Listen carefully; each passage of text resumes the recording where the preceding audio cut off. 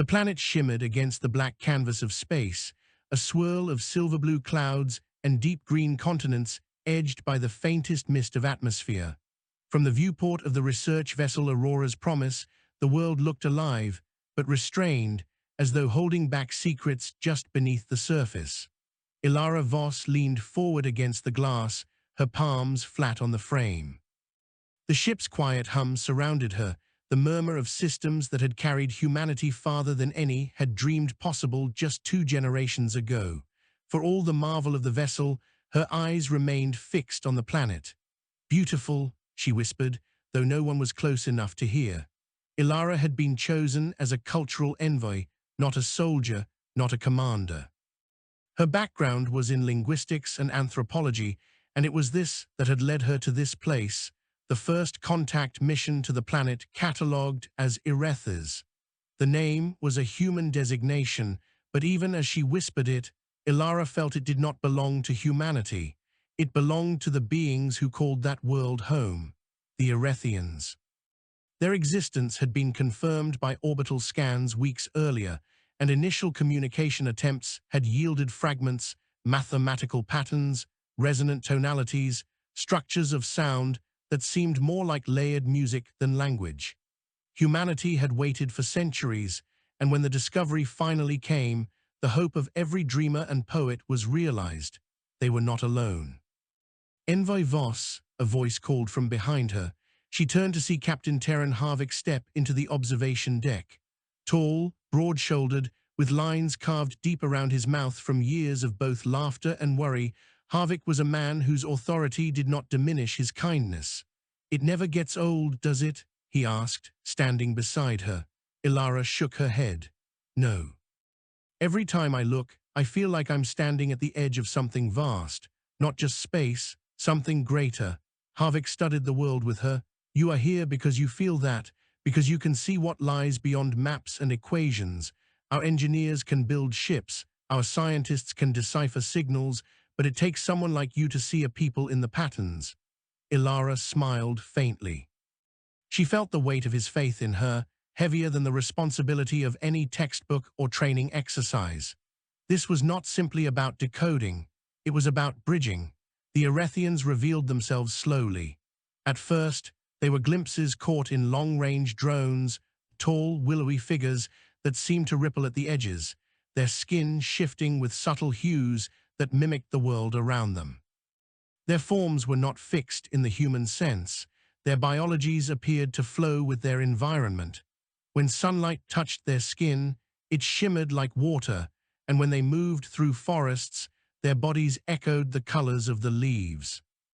Their faces were alien in structure, large eyes that gleamed with refracted light, mouths less defined than sculpted impressions, hands with long, pliant fingers.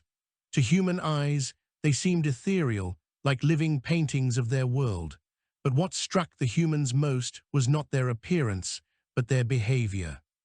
When Erethians encountered one another, they would pause and shift, their colors resonating in rippling waves as though entire conversations were exchanged without sound. Ilara was transfixed by these recordings.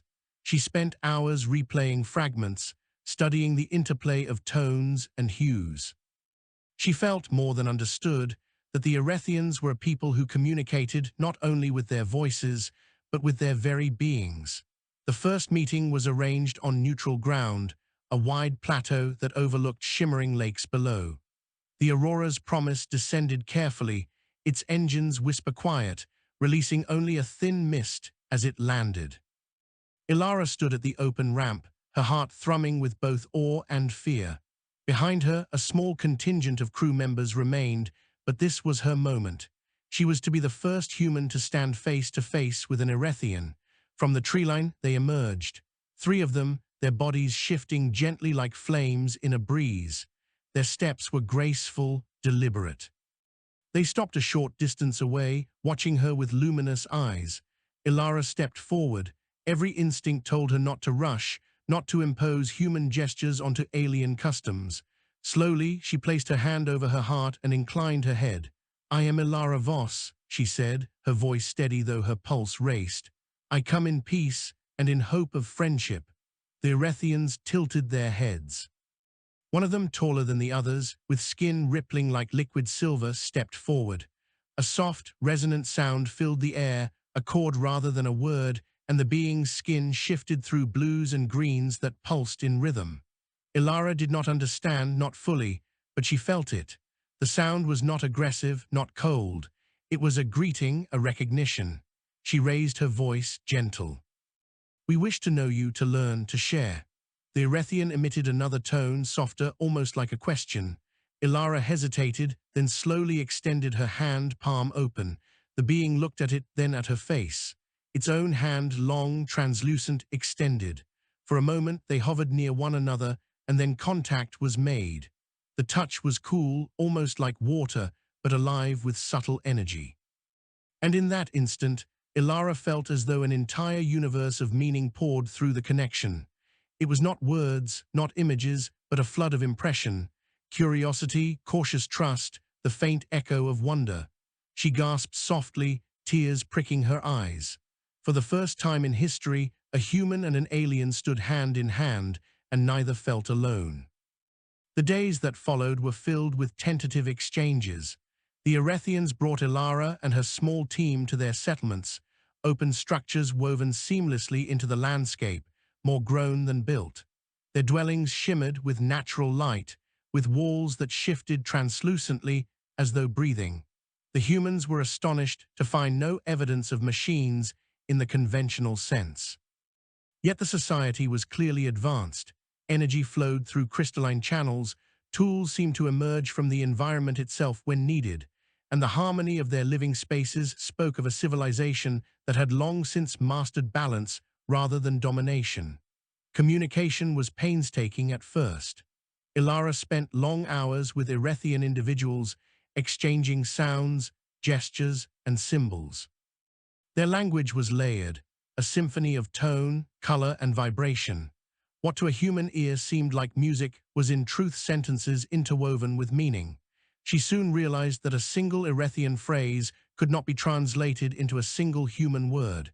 It carried nuance, emotion, and context all at once. The Erethians, for their part, seemed fascinated by humanity's persistence. They studied human speech, mimicking sounds with surprising accuracy. They were particularly drawn to laughter, a sound they did not appear to produce naturally. When Ilara laughed once at a crewmate's clumsy attempt at Erethian pronunciation, the aliens had tilted their heads and then attempted to echo the sound, a strange, rippling chime that filled the air. To Ilara's astonishment, they seemed delighted by the act, their colors brightening into shades she had come to associate with joy. But it was not only communication that mattered, it was connection. One evening, as the suns of Erethis sank below the horizon and the sky lit with twin strands of aurora, Ilara sat with an Erethian she had come to know well. Its name was untranslatable, a chord of sound she approximated as Serenith. They sat by the lakeside, where the water reflected both sky and starlight. "Your people live with the world," Ilara said softly, gesturing around. "Ours, we build cities, change landscapes, we shape things." She hesitated, wondering how much truth to reveal. "Sometimes we harm what we do not understand." Serenith regarded her, its skin shifting through thoughtful greens. It produced a low tone that vibrated in Ilara's chest, then mimicked her gesture, pointing outward at the horizon. Its colors swirled, and slowly, carefully, it attempted human words. "You shape," it said haltingly. "Shape world, shape stars." Ilara blinked, astonished. "Yes," she whispered, "we shape the stars. But we are learning to listen too. That is why we are here, to learn from you."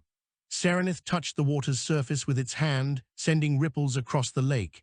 It turned to her, colors blooming across its body like sunrise. "Together," it said. The word was imperfect but clear. Ilara's throat tightened. She nodded, smiling through the sudden rush of emotion. "Yes, together." That night back aboard the Aurora's Promise, Ilara recorded her report. "Captain Harvick," she began, her voice trembling with the weight of what she had experienced, "we are not just learning about them. They are learning about us, and they are choosing to trust. Every instinct in me tells me this is not just contact. It is the beginning of something larger than either of us. We came seeking to know if we were alone. We are not. And more than that, we may have found friends. She paused, gazing again at the planet below. This changes everything, not only what we know of the universe, but what we know of ourselves. The plateau where the humans had first landed was now more than a meeting ground. It had become a shared space, transformed into what Captain Harvick described as a hearth between species.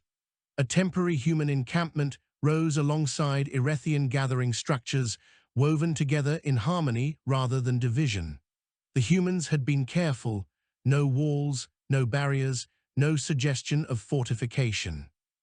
Instead, their equipment was set under open shelters, their lights dimmed to mirror the soft luminescence of Erethian crystals. For the first time in human history, two peoples were living side by side. Ilara Voss found herself spending hours in what she called the Circle. It was a ring-shaped space the Erethians had formed by weaving living branches into an enclosure. At its center was a pool of water that shimmered with subtle currents, reflecting whoever stood nearby. The Erethians seemed to favor this place for dialogue, and so it became the heart of cultural exchange. Here, they shared music. The Erethians demonstrated how their voices layered into chords, resonances that vibrated through the water and the air. The humans, in turn, sang songs of their own. Ilara's crewmate, a botanist named Rin Kala, brought out a simple wooden flute from his belongings and played a melody from his childhood. The Erethians listened intently, their bodies flickering in soft golds and blues. When the song ended, Serenith, Ilara's closest Erethian companion, echoed the melody in its own voice, but reshaped, transformed into a harmony that rippled through the circle. The effect was haunting, as though two worlds were speaking in one song. Ilara wept openly, unashamed. She felt she was witnessing not just performance, but communion. Yet for all the joy of discovery, challenges soon emerged. The Erethians were not a single people, Ilara learned. Their world was divided into groups, not unlike human cultures, though less defined by territory than by philosophy. Some groups embraced the visitors with cautious optimism, while others hesitated, their colors dimming into guarded shades whenever humans approached. One such group arrived at the circle one morning. Their forms were sharper, more angular, their hues deep indigo streaked with crimson. They did not approach the humans directly, but lingered at the edge, conversing in low tones with Serenith and others. Ilara felt the tension immediately. She glanced at Captain Harvick, who had joined her that day. His jaw tightened, but he made no move to intervene. After a long exchange, one of the newcomers stepped forward. Its voice carried a sharper timbre, almost metallic. "Why are you here?" it asked, in halting human words. Ilara placed her hand over her heart. "To learn, to share friendship." The Erethian tilted its head. Its colors remained dark, unmoving. "Others came, long ago, they took, they burned." A chill passed through Ilara. She exchanged a quick glance with Harvick. Humanity had no record of Erethis being visited by others, but perhaps the Erethians had encountered another spacefaring people in the distant past. "We are not here to take," Ilara said softly. "We are not here to burn, only to know you, to walk beside you." The Erethian studied her for a long time. Then, with no further word, it turned and withdrew with its companions. The air felt heavier after their departure. Serenith's body rippled with muted colors. It produced a soft tone that Ilara had learned to associate with sorrow, not all trust. Ilara touched her own chest, where her heart still raced. Trust must be earned. Serenith looked at her with luminous eyes. "Together we earn." The humans worked tirelessly to show good faith. They offered knowledge, but never as gifts forced upon the Erethians. Instead, they shared stories of their world, images of Earth's oceans and forests, recordings of human voices in countless languages, paintings and poems that had outlasted centuries. The Erethians, in turn, revealed more of their ways. They showed how they grew living bridges between cliffs, how they coaxed crystal into shapes that sang with energy, how they listened to the Earth itself through resonant chambers that vibrated with the planet's pulse. One day, Ilara was invited to one of these chambers. It was a cavern deep beneath the roots of a great forest, lit by bioluminescent veins in the stone. At its center was a crystalline column humming with low, resonant tones. The Erethians placed their hands upon it, and their colors shifted in synchrony with the vibration. Ilara hesitated, then pressed her palm to the surface. At once she felt it, a rhythm, deep and steady, like a heartbeat. It resonated in her bones, as though the planet itself breathed through her. She gasped, overwhelmed by the sensation. Serenith stood beside her, its voice a gentle chord. "World lives speaks, we listen." Tears slid down Ilara's cheeks. "Beautiful," she whispered. The Erethians had not built their world. They had joined it. They had woven their lives into its living rhythm. Humanity had dreamed of harmony with nature, but here it was reality. Captain Harvick, though moved, remained cautious. One evening he called Ilara to his quarters aboard the Aurora's Promise. "You know what troubles me," he said, pouring 2 cups of steaming tea. "Not the Erethians themselves. They've shown nothing but openness where they feel trust. But the division among them, that worries me." Ilara sipped the tea, considering, "It is no different than us. We are not one voice. We disagree, we fear. Trust grows slowly." Harvick nodded. "True, but humanity has a history of less than perfect first impressions with one another. If those who oppose our presence push harder, it could sour everything before it begins." Ilara leaned forward. "Then we show them who we are, not through speeches, not through power, through kindness, through persistence. Through friendship. That is the one thing we do better than anyone. We reach across what divides." Harvick smiled faintly.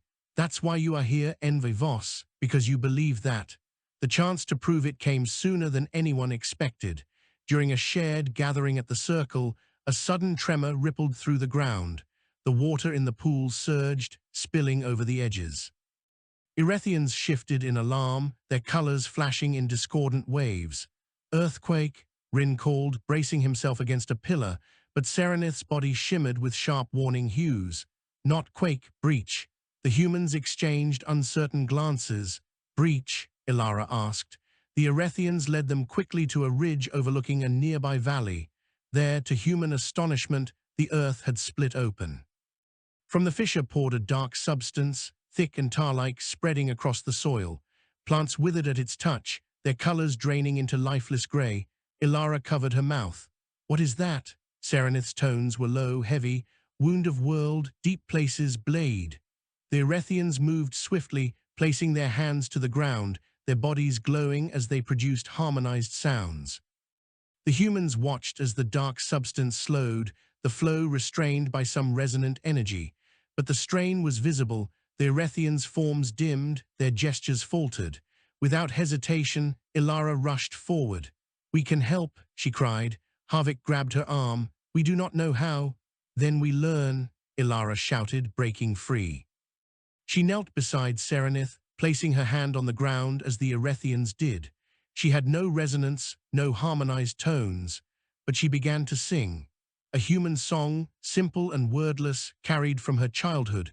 The Erethians paused, their colors flickering in surprise. Then Serenith joined her, weaving chords around her melody. Others followed, until the valley filled with a tapestry of sound, human and Erethian, different yet intertwined. To their astonishment, the substance slowed further, then stilled. The fissure shuddered, sealing itself inch by inch until at last the flow ceased. Silence followed, broken only by Ilara's trembling breath. The Erethians turned to her, their bodies awash in brilliant colors. Serenith's voice resonated with awe. "Together," it said again. Ilara's cheeks were wet with tears, her voice breaking as she whispered back. "Together." The event changed everything. The skeptical Erethian groups, those who had lingered in mistrust, could not ignore what they had witnessed. Word spread quickly across settlements. The humans had not come to take, but to heal. Their strange, imperfect voices had joined with Erethian's song to mend the world's wound. For the first time, Erethians from distant regions began arriving at the circle, curious to meet these visitors. The air grew vibrant with exchange, art, knowledge, laughter shared beneath the auroras. Even Harvick admitted, one evening as he stood beside Ilara, you may have just rewritten our future." Ilara gazed at the gathering before her, humans and Erethians mingling in a harmony she had scarcely dared dream. "Not me," she said softly. "Us, all of us." And for the first time since leaving Earth, she felt the certainty of something far greater than discovery. She felt the beginning of belonging. The days after the valley's healing became known as the joining of voices. Among the Erethians, it was spoken of with reverence, and among the humans with humility. What had begun as an experiment in first contact had become something far greater, the first act of unity between species. The circle swelled with activity. Humans and Erethians alike filled the space with exchange, stories, songs, demonstrations of craft. Where once only a few Erethian groups had participated, now representatives from distant settlements traveled across mountains and plains to see for themselves the visitors from the stars. Ilara Voss found herself overwhelmed, not by fear, but by joy. Each day brought new faces, Erethians whose colors and tones were unlike any she had seen before. Some shimmered in soft pastels that evoked dawn skies, others bore deep, bold hues like storms. Their voices varied in timbre, some gentle as rainfall, others resonant as thunder. She learned quickly that the Erethians' differences were not merely aesthetic. Each group carried philosophies shaped by their relationship to their environment. Those of the forests believed in harmony with living things. Those of the crystal plains valued resonance and clarity. Those from the storm-marked highlands embodied resilience, their forms often edged with jagged flickers of light. It was a mosaic of cultures, as diverse and rich as humanity itself. One morning, Ilara was invited to travel with Serenith to a distant settlement across a range of violet mountains.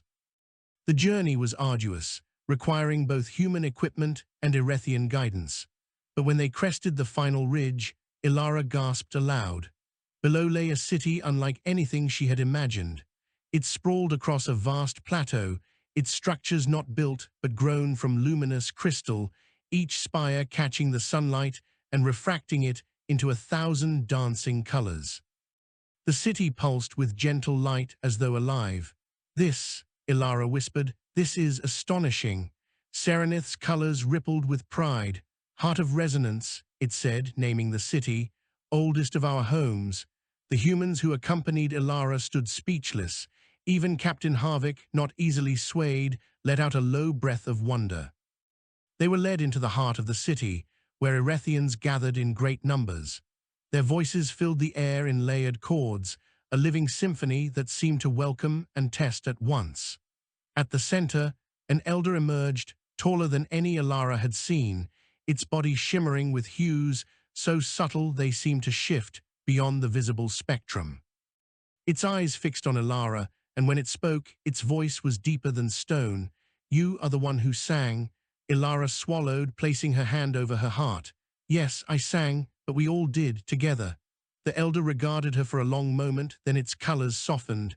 "Few among us believed you could hear the world, but you listened, you joined. This is rare, this is precious."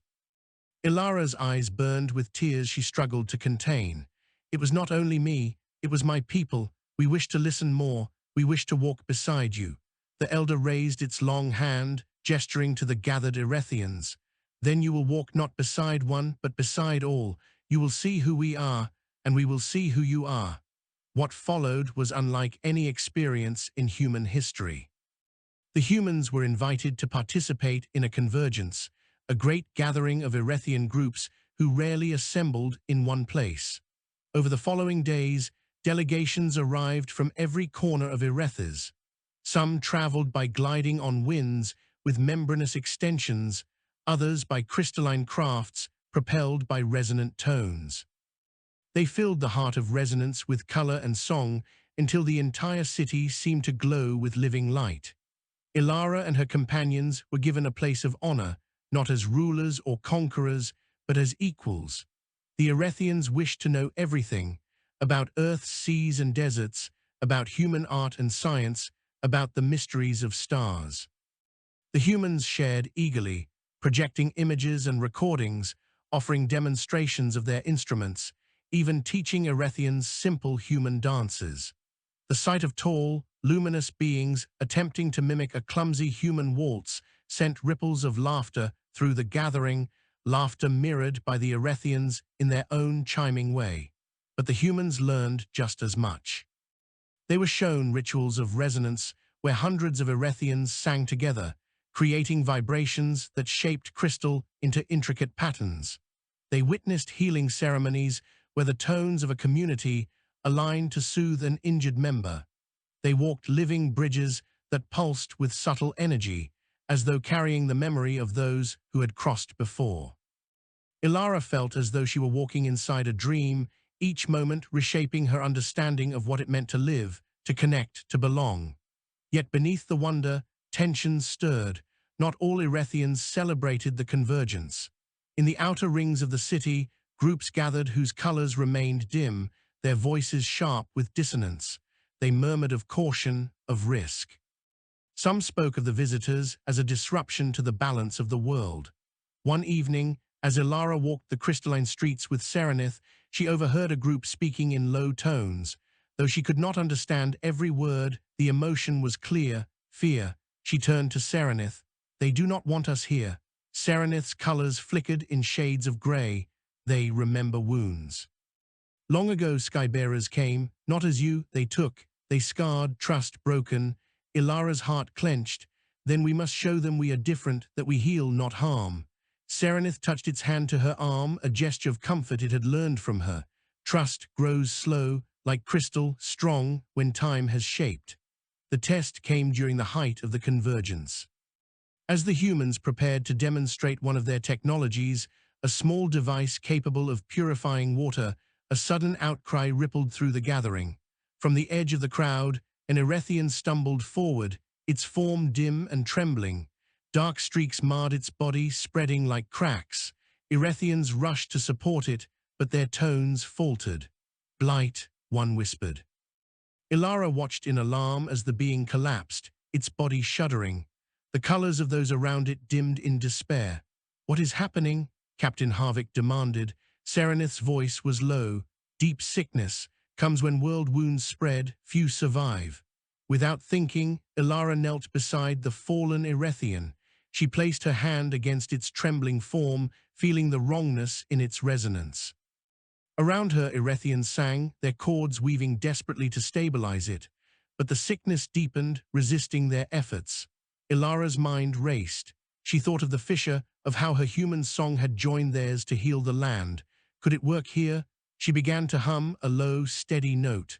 Not loud, not intrusive, just a thread of sound. The Erethians paused, their eyes widening. Serenith joined her, weaving resonance around her tone. Slowly, others followed. The sound built, layered, until the chamber vibrated with harmony. The cracks on the fallen Erethian's body shimmered, then softened. Its trembling eased. Color returned in faint glimmers, like dawn breaking after a long night. When at last it opened its eyes, the crowd erupted in a chorus of bright tones. Ilara sat back, her body shaking, tears streaming down her cheeks. The elder approached, its colors radiant. "You sang life, not only to land, to us." Ilara's voice broke as she whispered, "We sang together, that is the only way." The convergence transformed after that moment. The skeptical groups who had doubted the human's place could no longer deny what they had witnessed. The visitors from the stars had not brought blight. They had helped drive it away. Trust deepened, spreading like fire through dry grass. Erethians who had once turned away now approached openly, their tones warm, their colors bright. For the humans, it was humbling. They had not come to be saviors, yet here they were, seen as healers, as friends who brought something rare and precious, the ability to join across difference. Captain Harvick said it best one evening as he stood beside Ilara beneath the shimmering auroras. "You know, Voss, we came here asking if we were alone in the universe. I think we have our answer. But what I did not expect was to find that we are needed." Ilara looked at him, her heart swelling. "And perhaps we need them just as much." The auroras rippled above, green and violet strands weaving across the stars. and beneath them 2 peoples stood not as strangers, but as the beginning of something new, not conquerors, not rivals, but friends. The convergence did not end when the ceremonies closed. Instead, it transformed into something new, a lasting assembly of Erethian voices, joined now by human guests. What had begun as a temporary meeting became a council, the first of its kind in Erethian history and the first to include beings from beyond the stars. Ilara Voss marveled at the change. In only weeks, suspicion had softened into dialogue, dialogue into trust, and trust into collaboration. Yet she knew, deep in her heart, that true friendship was not proven by shared songs alone. It was proven in trial, in the crucible of hardship. That crucible soon arrived. The first signs came as whispers among the Erethians, shifts in the deep resonance of the world, tones that faltered in their underground chambers. Hunters in the forest returned with plants that withered soon after harvesting. In the crystal plains, once stable structures began to fracture without cause. Serenith's voice trembled when it spoke to Ilara one evening. The world is hurting again. Ilara frowned. The fissure, the blight, Serenith's colors dimmed. Greater, the balance weakens, old wounds open. The council gathered quickly. Humans and Erethians sat side by side within the heart of resonance. Voices and colors filled the chamber, urgent, fearful, searching for answers. One elder spoke in chords so heavy they shook the crystal walls. If balance breaks, the world will not sustain us, we will fade. The words struck like a blow. Ilara saw fear ripple across both species alike. Captain Harvick rose, his broad frame steady. Then we must act, not as 2 peoples, but as one. Tell us how we can help. The Erethians exchanged uncertain tones. They had long faced such challenges through resonance and unity, but never had they shared the burden with outsiders. At last, the elder turned to Ilara. You sang once with us. Your voices are different. Perhaps they carry what ours lack. But this is no small wound. It is the world itself. Ilara's throat tightened. She met Serenith's luminous gaze, and for once she saw fear there. Then we will face it together, she said softly. The humans prepared alongside the Erethians for what was called the Great Resonance.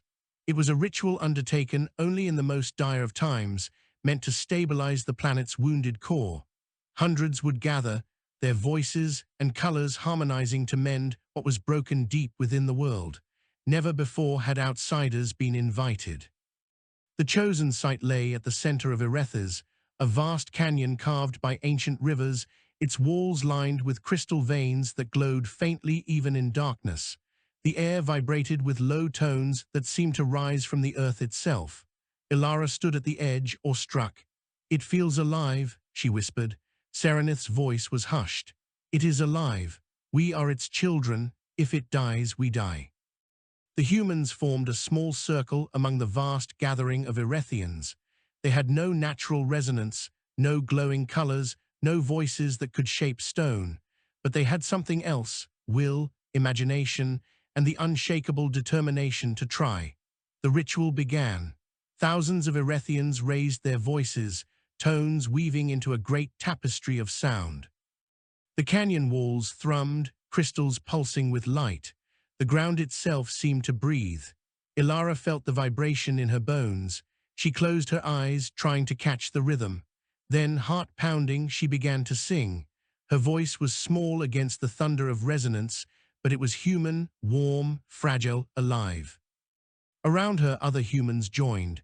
Captain Harvick's deep baritone, Rin Kala's clear tenor, the voices of scientists, engineers, explorers. Together they wove their own melody, imperfect yet earnest.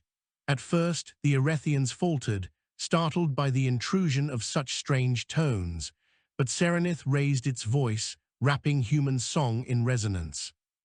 Others followed, until once more the 2 species sang as one.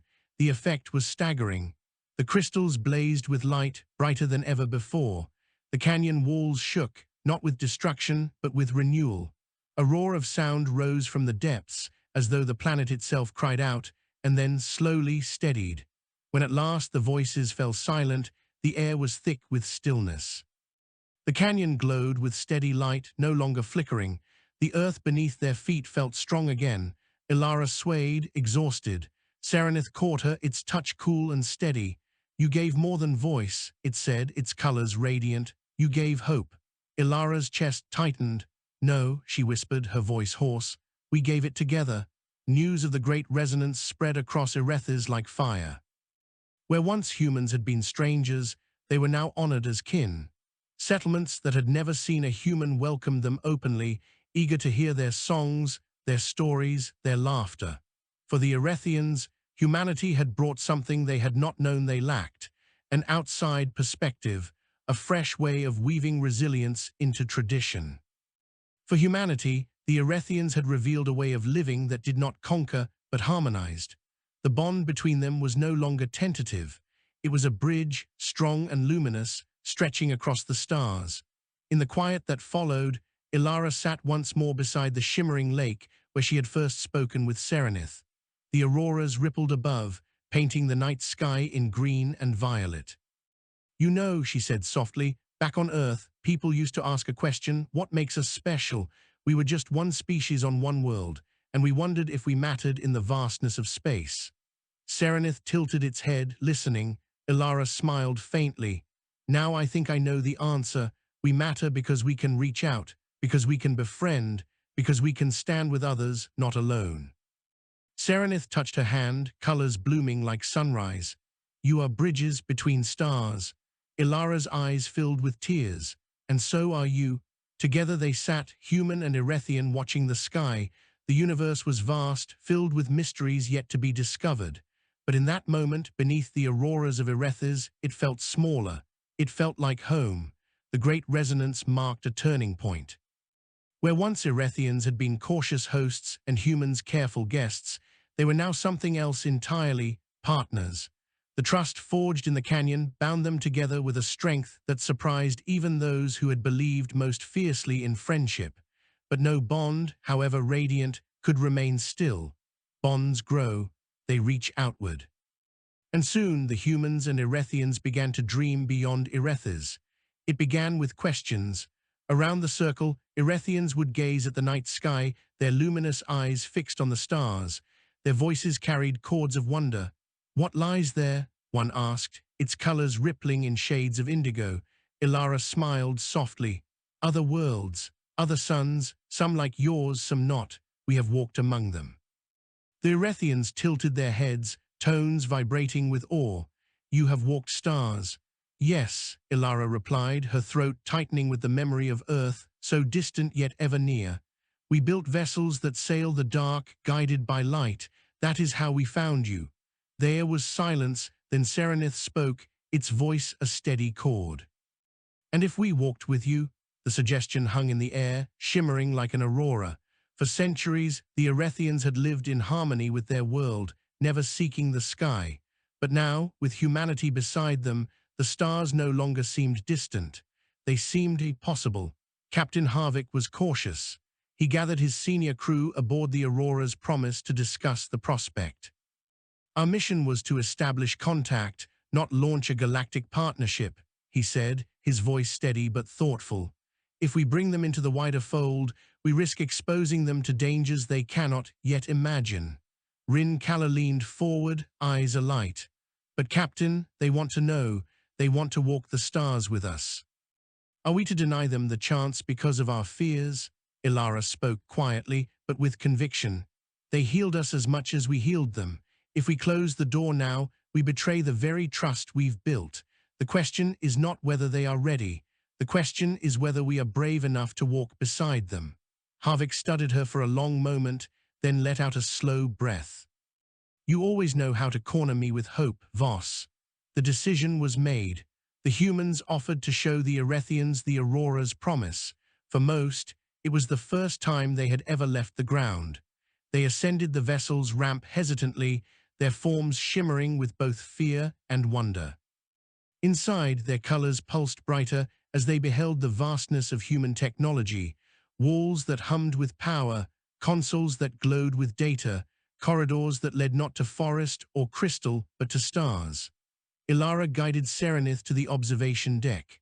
When the ship lifted from the plateau, breaking free of the atmosphere, the Erethian clutched her hand, its form flickering wildly. Then, as the curve of Erethys appeared below, its oceans and forests gleaming against the void, Serenith's body stilled. Its colors blossomed into radiant hues Ilara had never seen before. "Home," it whispered, its voice trembling, "so small, so beautiful." Ilara's throat ached with shared awe. "Yes, that is how we feel too when we look back at Earth." For the first time, Erethians saw their world from the outside, and in that moment, they understood what it meant to be part of something larger than a single planet. The first voyage beyond Erethys was brief, a cautious arc around their star, a loop that carried them past barren worlds and glittering belts of ice. Yet for the Erethians, it was revelation. Each new sight filled their voices with wonder. One, gazing at a frozen moon, asked softly, "Could life sing there too?" Ilara smiled. "Perhaps not as we know it, but the universe holds many songs, some we have not yet heard." Serenith turned to her, its colors rippling. "Then we must listen, together." Back on Erethys, the Convergence Council debated long into the nights. Some argued that their place was on their world, in harmony with the rhythms that had sustained them for millennia. Others felt that the Great Resonance had been a sign, their world was strong again, and now it was time to reach outward. Ilara and Captain Harvick were invited to speak. Harvick stood tall, his voice calm but resolute. "The stars are vast. They hold beauty, but also danger. We do not come to lead you into peril. We come to walk with you if you choose the path." Then Ilara stepped forward, her hand pressed over her heart. "Your voices saved us, just as ours saved you. Alone we are fragile. Together we are strong. If we walk the stars, let us walk them side by side, as friends, as kin." The chamber filled with chords, some bright, some uncertain, but none dissonant. At last the elder rose, its colors luminous. "Then let this be so. We will walk not only our world, but the sky, and we will walk with you." Preparation for true interstellar travel began. The Erethians possessed no starships of their own, but their mastery of resonance offered insights that astonished the human engineers. By weaving crystal into structures that vibrated with stability, they created materials stronger and lighter than anything in human arsenals. In turn, the humans shared propulsion technology and navigational systems. Together, they began to design something unprecedented, a vessel that was neither human nor Erethian, but both. They called it the Bridge of Dawn. Its frame was human in structure, but grown with Erethian crystal, its engines a blend of human plasma drives and resonance stabilizers. Its interior pulsed with gentle light, alive with harmony. It was not a warship. It was not even a research vessel in the traditional sense. It was a symbol, a promise carried into the stars. When at last the day came for its launch, the plateau was filled with both species. Voices rose in song, Erethian chords intertwined with human melodies. Ilara stood at the base of the vessel, her heart pounding. Serenith stood beside her, its form radiant. "We are ready," Serenith said. Ilara looked up at the gleaming structure, then at the gathered crowds. For the first time in human history, a ship was about to leave a world not as a conqueror, not as a solitary explorer, but as part of a true partnership. She reached for Serenith's hand. "Then let us step into the dawn." And together, human and Erethian ascended into the vessel that bore both their dreams. The stars awaited, not as cold void, not as endless silence, but as the beginning of a new song, a song sung not by one species alone, but by many, a song of bridges between stars. The day of departure dawned clear upon Erethys. The skies shimmered with pale auroras, as though the world itself was blessing the journey. On the plateau, thousands of humans and Erethians gathered to witness history, the launch of the Bridge of Dawn. The vessel stood proud, gleaming with interwoven steel and crystal. Its hull pulsed faintly with resonance, alive with the harmony of both species. It was larger than the Aurora's promise, though not a giant by interstellar standards. Yet in significance, it was vast beyond measure. This was not merely a ship. It was the embodiment of a promise. Ilara Voss stood at the ramp, her heart hammering in her chest. She wore no formal uniform today, only a simple explorer's garb, the kind she had worn on her first steps onto Erethian soil. At her side, Serenith shimmered with hues of sunrise, its form tall and steady. Captain Harvick approached, his stride firm. He looked older than when they had first arrived, the weeks of responsibility weighing heavily on him, but his eyes were bright. "Are you ready, Voss?" he asked. Ilara smiled faintly. "Ready as anyone can be to walk into history." Harvick's lips curved in the ghost of a grin. "Good, because once that ramp closes, there's no turning back." Serenith tilted its head, voice a calm chord. No journey worth walking allows turning back. Inside the vessel, the crew gathered. Half were human, navigators, engineers, scientists, explorers. Half were Erethian, resonance, healers, visionaries, chosen for their ability to weave harmony into the unfamiliar. They had trained together for weeks, learning one another's rhythms.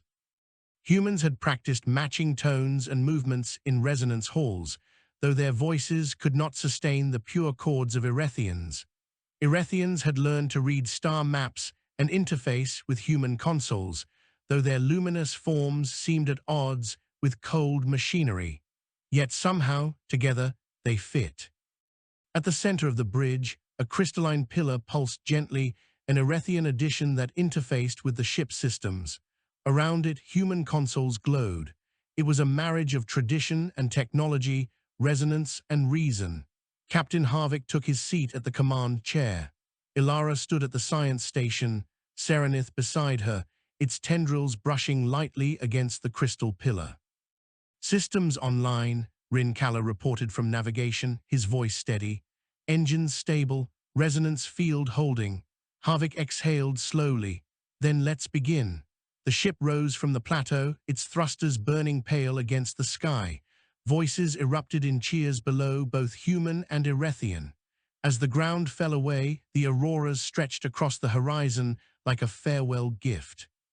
And then, with a shudder of power, the Bridge of Dawn left the atmosphere of Erethis, stepping into the dark sea of stars. The first destination was a nearby system, one mapped but unexplored by human probes. It was close enough for a safe journey, yet distant enough to feel truly like stepping outward together. Days passed in transit. Within the vessel, life found its rhythm. Humans taught Erethians the art of storytelling, weaving words into epics by the fires of the mess hall's simulated hearth. Erethians taught humans the discipline of silent communion, sitting together in circles, their colors shifting in meditative harmony. Ilara often found herself at the observation deck, Serenith by her side. Together they watched stars drift by, their light endless and steady. "You know," Ilara said softly one evening, "when I was a child, I dreamed of this, of walking among the stars with friends I had not yet met. Serenith's colors pulsed warmly, and I dreamed of harmony so vast it could not be contained by one world. Perhaps our dreams called to one another." Ilara smiled. Perhaps they did. On the fifth day, they arrived. The system was quiet, its sun smaller than Erethis's, its light tinged orange.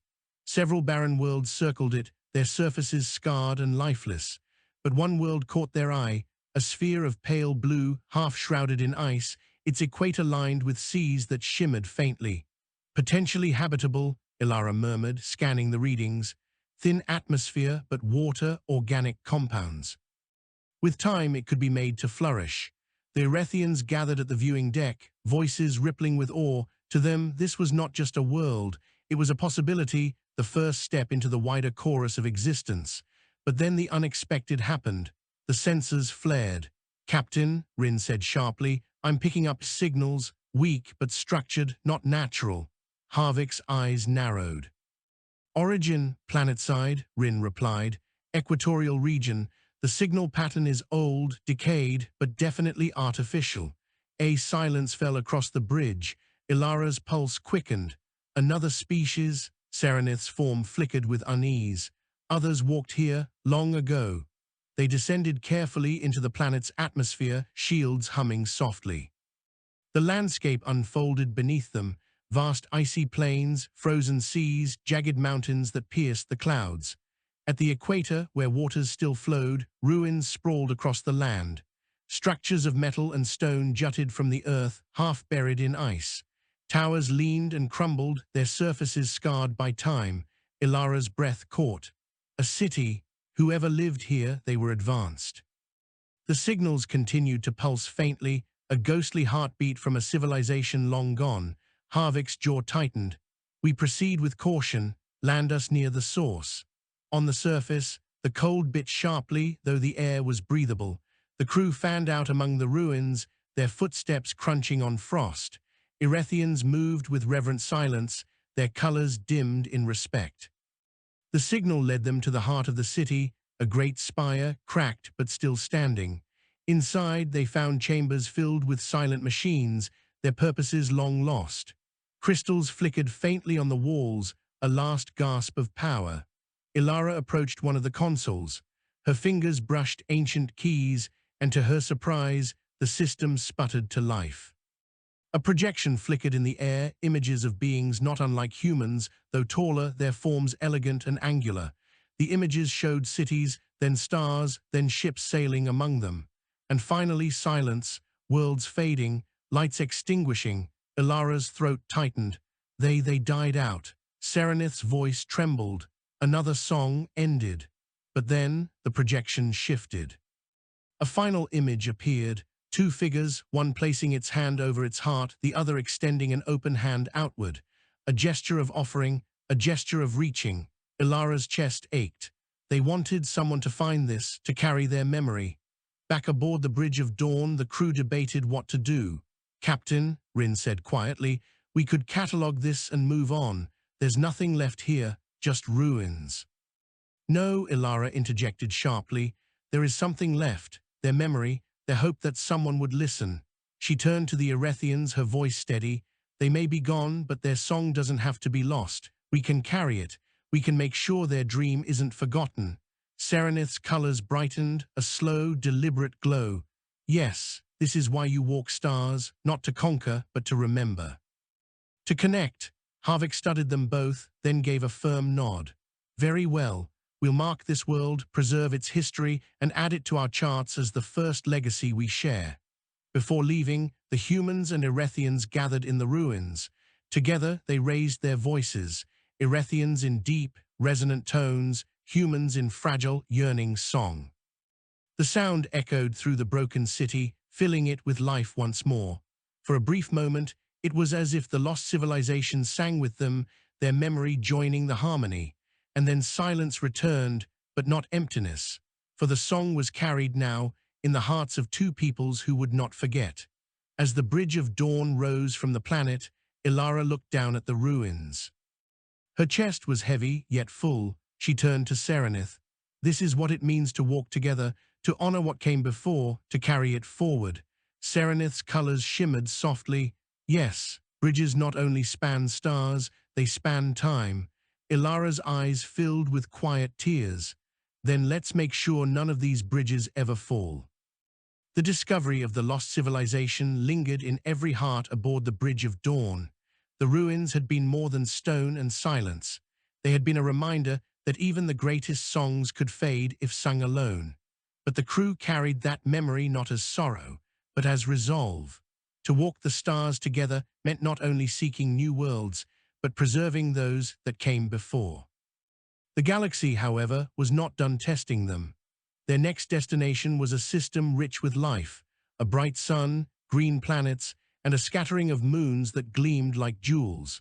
The sensors lit with signals as they approached, unmistakably artificial, not echoes of the past this time, but transmissions alive with strength and pattern. Captain Harvick straightened in his chair. "We're not alone here, open channels." Static hissed, then resolved into sound, tones sharp and deliberate, not unlike Erethian resonance, but layered with electronic harmonics. The bridge fell silent.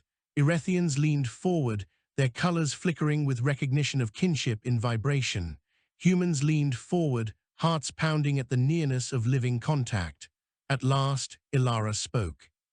"Send back a greeting, not words, music, something both our peoples can share." Rin nodded, and moments later, a melody drifted outward, human voices singing softly, woven with Erethian chords, fragile, hopeful, but unmistakably alive. The response came almost instantly. The alien tones shifted, harmonized, rose. "They're answering," Serenith whispered, its colors blazing with wonder. The first meeting took place in orbit over a green-blue world. The alien vessels were elegant arcs of silver, adorned with glowing bands of energy. Their forms seemed grown rather than built, curved like shells of some great cosmic creature. When one vessel approached, its hull pulsing with light, Ilara's breath caught. "This is it," she murmured. "First contact, beyond us." The alien ship extended a corridor of light. Slowly, carefully, the Bridge of Dawn opened its own airlock. The two pathways met in the void, forming a bridge not of metal or crystal, but of luminous energy. It was time. The aliens emerged in forms both strange and familiar, tall, with translucent skin that shimmered like liquid glass. Their bodies pulsed with inner light, and their movements were fluid, almost like drifting currents. They carried no weapons. Ilara stepped forward, Serenith at her side. Captain Harvick followed, flanked by human and Erethian crew alike.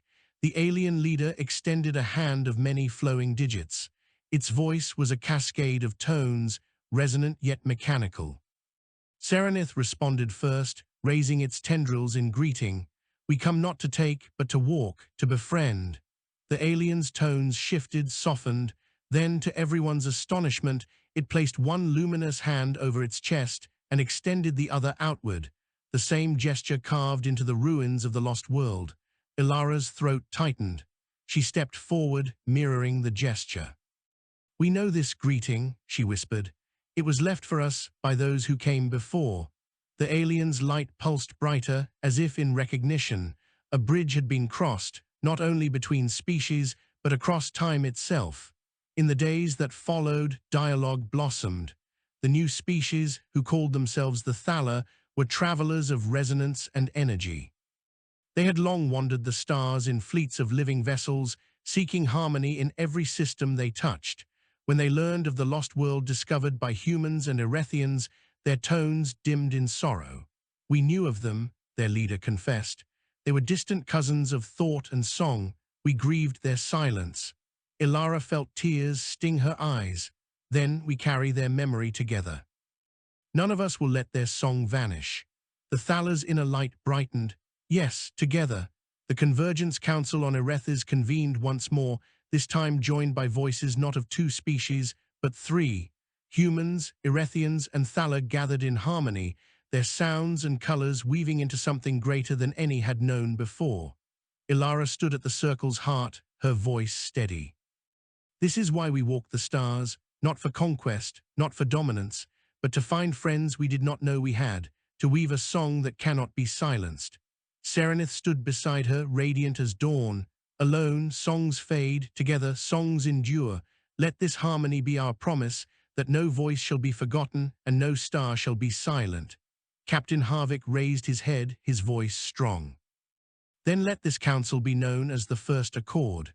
May it be the beginning of an age where bridges span not only stars, but every difference, every silence, every fear." Voices rose in reply, human song, Erethian chords, Thala tones. Together they filled the chamber with harmony so vast, it seemed the very universe paused to listen. Later, beneath the auroras of Erethys, Ilara and Serenith sat by the shimmering lake once more. The night sky was alive with constellations, no longer distant, no longer lonely. Ilara whispered, "Do you think the galaxy is ready for this? For all of us together?" Serenith's colors pulsed softly. "The galaxy does not need to be ready. It only needs bridges, and we will build them." Ilara leaned back, her heart full. "Then let us never stop." The auroras shimmered, reflecting in the lake's still waters. Above, the stars stretched endless, each one a promise, each one a friend waiting to be found. And together, human, Erethian, and Thala, they began the next verse of a song that would never end. A song of bridges between stars.